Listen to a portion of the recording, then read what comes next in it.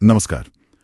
आज हम एक बहुत ही दुखद और चौंकाने वाले मामले पर बात करेंगे, राजा सोनमराज कुशवाहा हत्याकांड। जी।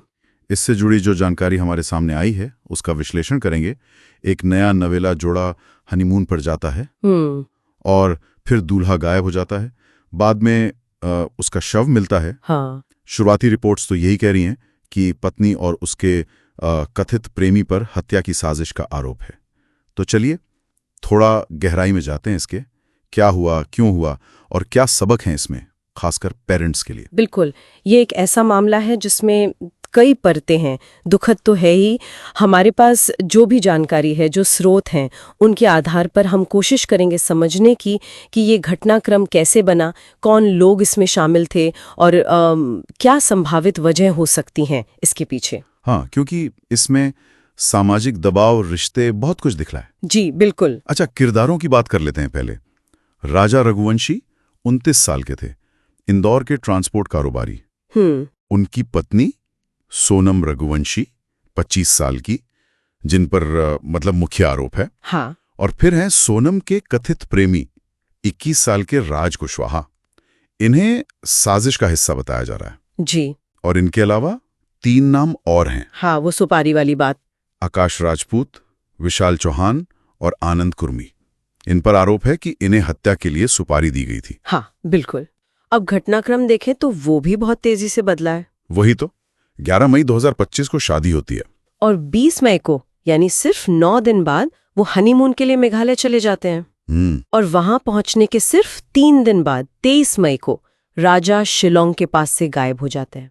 3 दिन में? हाँ, सिर्फ 3 दिन। और फिर करीब 10 दिन बाद 2 जून को उनकी बॉडी मिलती है विसावडोंग फॉल्स की खाई में। ओह, और चोटें भी गंभीर थीं शायद सर पे। जी, सिर और शरीर पर गंभीर चोटों के निशान थे, ऐसा रिपोर्ट्स में कहा गया। और जो बात मुझे सबसे ज्यादा अजीब लगी वो ये कि पुलिस सोर्सेस से जो पता चला है कि हत्या की सुपारी सिर्फ 30,000 रुपए में दी गई थी। हाँ, ये रकम वाकई बहुत कम लगती है इस तरह के अपराध के लिए। और ये भी कि हत्यारों ने कथित तौर पर 3 बार कोशिश की पहले और फेल हो गए। चौथी बार में वो कामयाब हुए। जी, ये पहलू भी सामने आया है। मतलब पूरी प्लानिंग थी और फिर बार बार कोशिश। ये दिखाता है कि इरादा कितना पक्का था।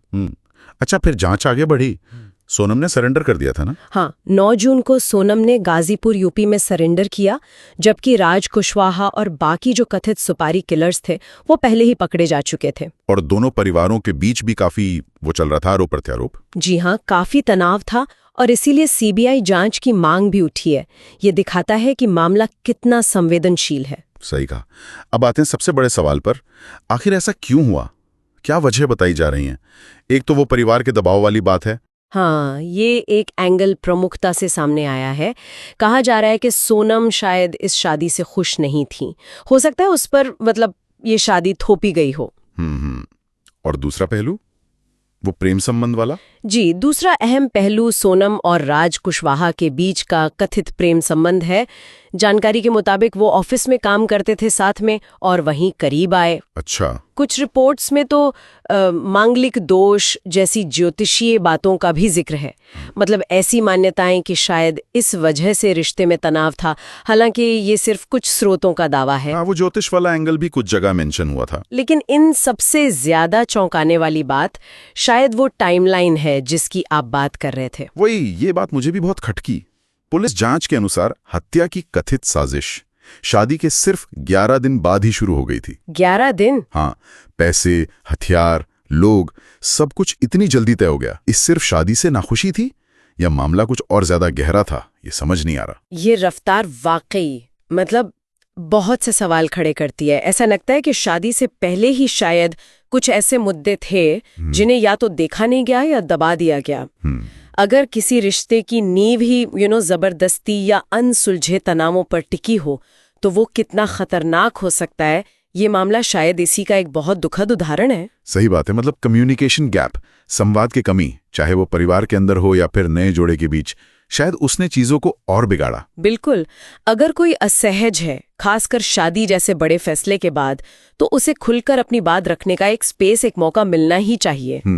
वरना दबी हुई बातें, दबी हुई फ्रस्ट्रेशंस शायद ऐसे भयानक मोड़ ले सकती हैं। जी, और व्यवहार में बदलाव, या जैसे इस मामले में कथित गुप्त मेल जोल की बात आई, ऐसे संकेतों पर शायद परिवार वालों को या करीबियों को ध्यान देना चाहिए। हाँ, शायद। पारदर्शिता, भरोसा, इन पर टिका हुआ संवाद शायद कई ऐसी त्रासदियों को होने से रोक सकता है।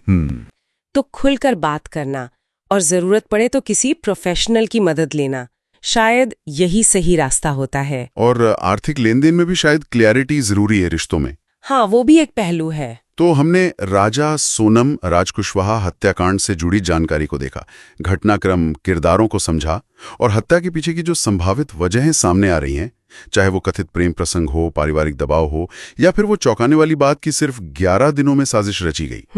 ये सब दिखाता है कि रिश्तों में संवाद, समझ और एक दूसरे की इच्छाओं का सम्मान कितना ज्यादा जरूरी है।